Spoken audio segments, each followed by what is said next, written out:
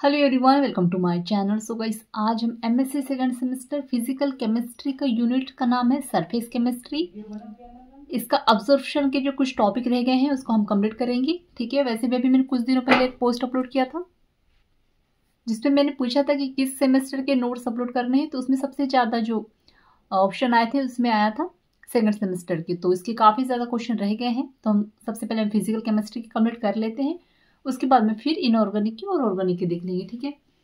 तो इसका काफ़ी ज़्यादा इंपॉर्टेंट टॉपिक है और पता नहीं ये कैसे छूट गया था मुझसे। तो देखिएगा, केल्विन इक्वेशन काफ़ी ज़्यादा इंपॉर्टेंट है और ये लॉन्ग आंसर टाइप क्वेश्चन में हमेशा आता है। ठीक है। तो चलिए आगे देखते हैं। Vapour pressure of droplet kelvin equation. ठीक है। मोस्ट टाइम टॉपिक है, हमेशा एग्जाम में आता है और इसको आपको कंप्लीट करके जाना है। ठीक है। और चैनल पर नए हैं तो प्लीज़ चैनल को सब्सक्राइब कर दीजिएगा, बेल आइकन प्रेस कर दीजिएगा। और एमएससी केमिस्ट्री ऑल सेमेस्टर के नोट्स परचेज करने के लिए आप मुझे व्हाट्सएप पे मैसेज कर सकते हैं। डिस्क्रिप्शन में व्हाट्सएप नंबर शेयर कर दिया है। तो देखिएगा क्या कह रहा है कि vapour pressure of droplets kelvin equation. ऐसी स्थिति तब एक vapour liquid system large number of small drop में टूटता है तथा वेपर प्रेशर पी नॉट से चेंज होकर पीवी हो जाता है। ठीक है। क्या कह रहा है, एक ऐसी स्थिति आती है जिसमें क्या होता है कि जो वेपर जो लिक्विड होता है वो लार्ज सिस्टम नंबर ऑफ, मतलब कि देखिए लार्ज से जो मतलब कि जो लिक्विड होता है वो क्या होता है, छोटे छोटे ड्रॉप्स में टूटता है। ठीक है। जो लिक्विड होता है वो कैसे होता है, छोटे छोटे भाग में ड्रॉप में टूटता है। ठीक है। और उसके बाद में क्या होता है, वेपर प्रेशर पी नॉट से चेंज होकर पीवी हो जाता है। ठीक है।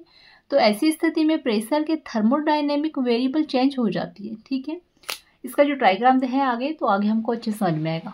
फिर क्या कह रहे हैं, कर्वेड सरफेस में वेपर प्रेशर का चेंज होना। ठीक है। क्या कहलाता है, वेपर प्रेशर ऑफ ड्रॉपलेट्स कहलाता है। ठीक है। यहाँ पे देखिएगा ये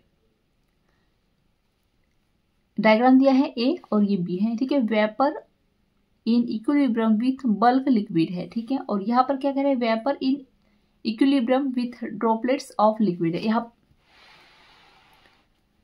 तो यहाँ पे एक लंबी लाइन दी गई है। ठीक है। लाइन खींची हुई है। तो यहाँ पे क्या है, ये लिक्विड फॉर्म में होते हैं और इधर टूट जाता है। तो क्या होता है, ये ड्रॉप्स के साथ टूटता है। ठीक है। मतलब ये ड्रॉप्स में होता है। ये पहले से लिक्विड होता है और ये टूटता है। तो टूटता किसी से है, ड्रॉप में टूटता है। ठीक है। तो ये क्या होता है, इस तरह से ये ड्रॉप्स होते हैं। तो इसमें बी नंबर में वही कह रहा है कि जो vapour in equilibrium with droplets of liquid. ठीक है। ये बल्क लिक्विड है और ये क्या है, ड्रॉपलेट्स ऑफ लिक्विड है। आ रहा है समझ में, मतलब किसी भी लिक्विड का ड्रॉप में टूटना ही, हम इसके बारे में अभी देखेंगे वो किस तरह से, इसका मैथमेटिकल इक्वेशन भी है वो हम आगे देखते हैं।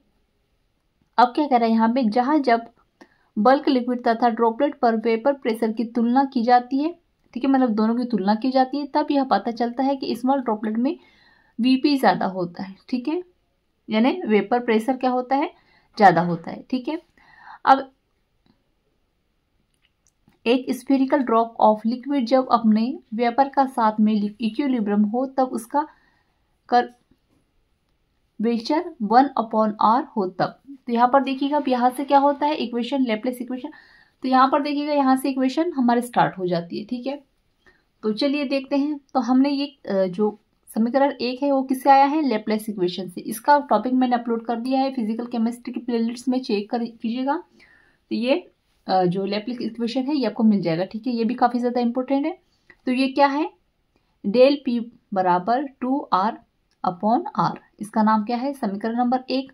अब मैकेनिकल इक्विलिब्रियम कंडीशन में, जो मैकेनिकल इक्विलिब्रियम कंडीशन में हम इसको किस तरह से लिख सकते हैं, तो dp double dash dp 1 dash, ठीक है, बराबर d।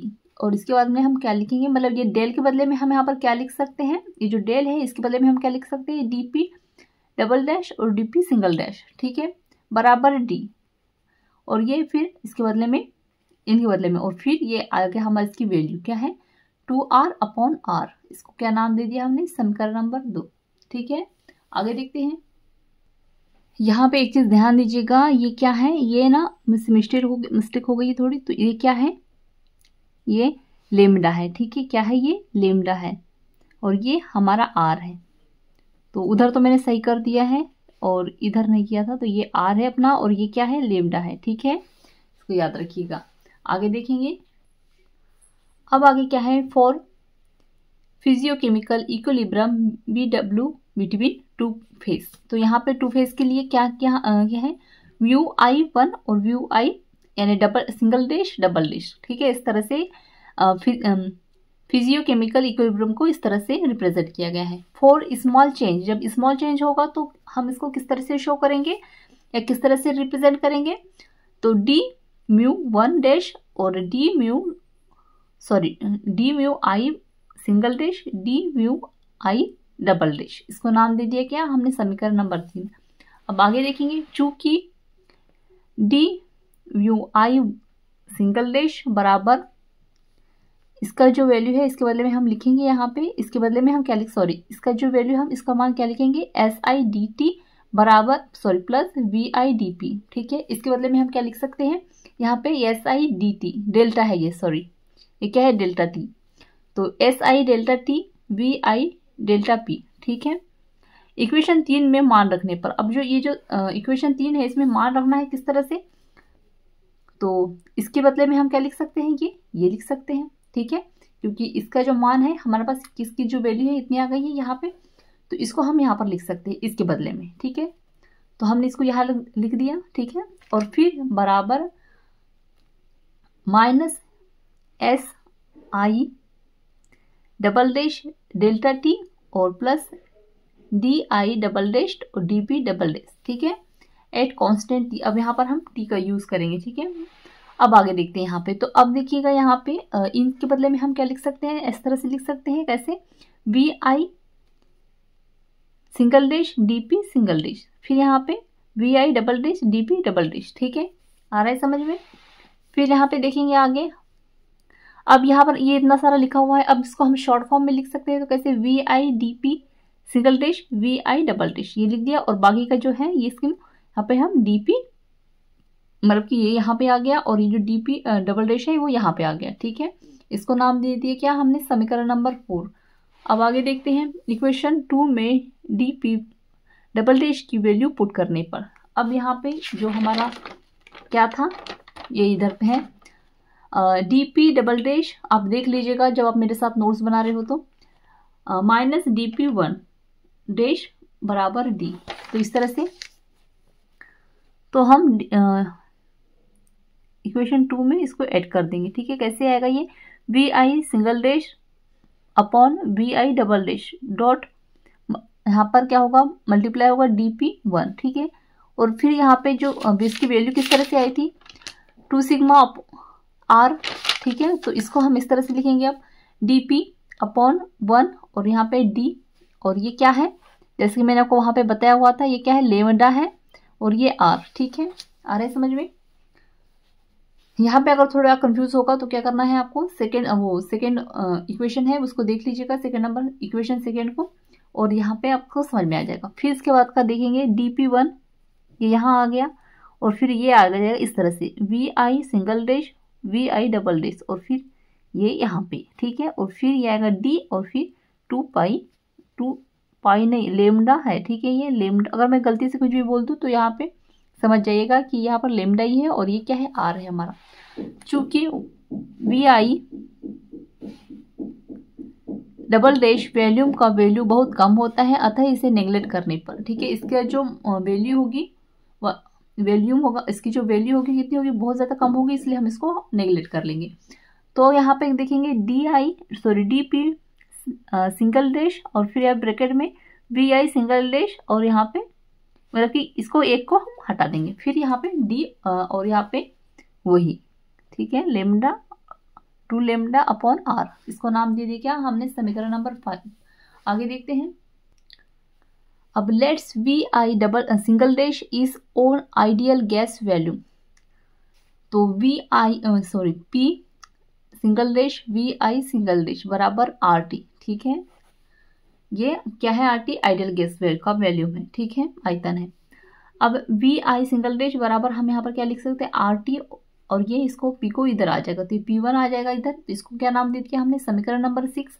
अब इक्वेशन 5 में VI सिंगल डैश की वैल्यू पुट करने पर, ठीक है, तो कैसे होगा, समीकरण नंबर 5 को देख लीजिएगा एक बार, ये इस तरह से है, ठीक है। तो इसको हम इसको भी क्या करना है हमको, समीकरण नंबर 5 में Vi1, तो यहाँ पर देखिएगा जहाँ पे Vi1 होगा समीकरण Vi की वैल्यू पुट करने पर, तो यहाँ पर देखेंगे d2 लेमडा r बराबर RT upon P1 P dash, यहाँ पर मल्टीप्लाई करेंगे 1 upon Vi double dash dot Pi1। ठीक है, अब रीअरेंज करेंगे इसको, तो कैसे होगा, डेल्टा 2 लेमडा अपॉन r बराबर RT, और ये RT के बदले में यहाँ पर क्या आ जाएगा, ये आ जाएगा। ठीक है, रीअरेंज कर रहे हैं हम लोग। ठीक है, तो यहाँ पे ये आ जाएगा ये Vi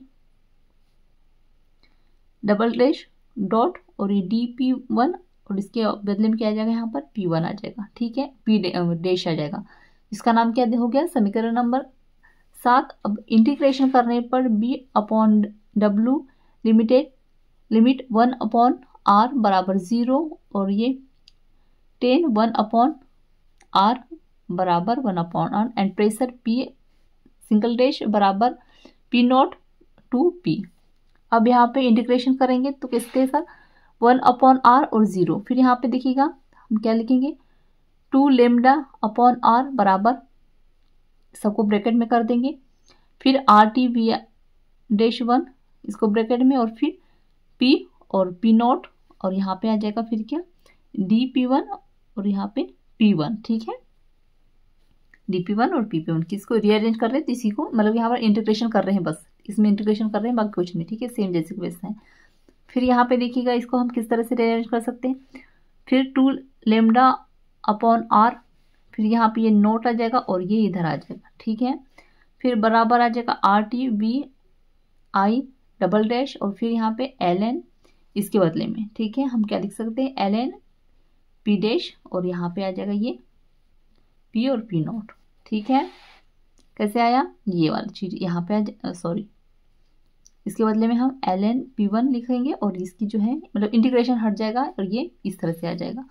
अब यहाँ पे देखिएगा 2 लेमडा अपॉन R बराबर RT upon Vi double dash ln, और फिर यहाँ से P1 हट जाएगा, और ये P अपॉन P0, फिर 2 लेमडा अपॉन R मल्टीप्लाई करेंगे Vi डबल डैश बराबर RT ln P upon P0, इसको नाम दे दिया हमने समीकरण नंबर 8। अब again if the molar mass of liquid is m तथा डेंसिटी इज E हो, तब क्या होगा, तो Vi डबल डैश बराबर m अपॉन E। ठीक है, इसको क्या नाम दे दिया, समीकरण नंबर 9। आगे देखते हैं। अब इक्वेशन 8 में Vi डबल डैश का वैल्यू पुट करने पर हमें क्या मिलेगा, 2 lambda upon R multiply m upon E बराबर RT ln P0 upon P0। ठीक है, सो यहाँ पे जो ये वैल्यू हम इक्वेशन हमें प्राप्त हो रही, क्या 2 लेमडा, यहाँ पे हम लिखेंगे RT यहाँ आ जाएगा upon multiply R multiply ME बराबर यहाँ पर क्या बच जाएगा हमारे पास, ln P0 P upon P0। ठीक है, तो ये जो आएगा यही क्या है, हमारा केल्विन इक्वेशन है। ठीक है, तो इक्वेशन 10 को केल्विन इक्वेशन कहा जाता है। इस इक्वेशन से स्पष्ट होता है कि जैसे जैसे ड्रॉप की त्रिज्या यानी रेडियस कम होगा, जैसे त्रिज्या कम होगी वैसे वैसे क्या होगा, वेपर प्रेशर बढ़ता जाएगा। प्रेशर बढ़ता जैसे जैसे इसकी जो त्रिज्या होगी या साइज होगा जो होगा वो कम होता जाएगा, तो इसका जो प्रेशर होगा वो क्या होगा, बढ़ते जाएगा। आ रहा है समझ में, इससे हमें इस क्वेश्चन से हमें ये समझ में आता है। ठीक है, ये स्पष्ट होता है। सो गाइस यहाँ पे जो है हमारा टॉपिक एंड होता है। सो आई होप आपको अच्छे से समझ में आ गया होगा। सो प्लीज़ चैनल को सब्सक्राइब कर दीजिएगा, बेल आइकन प्रेस कर दीजिएगा, और नोट्स पसंद आया हो तो प्लीज़ चैनल को सब्सक्राइब कर सकते हैं। और एमएससी केमिस्ट्री और सेमेस्टर के नोट्स परचेज करने के लिए आप मुझे व्हाट्सएप पे मैसेज कर सकते हैं, डिस्क्रिप्शन में व्हाट्सएप में शेयर कर दिया है। Thank you.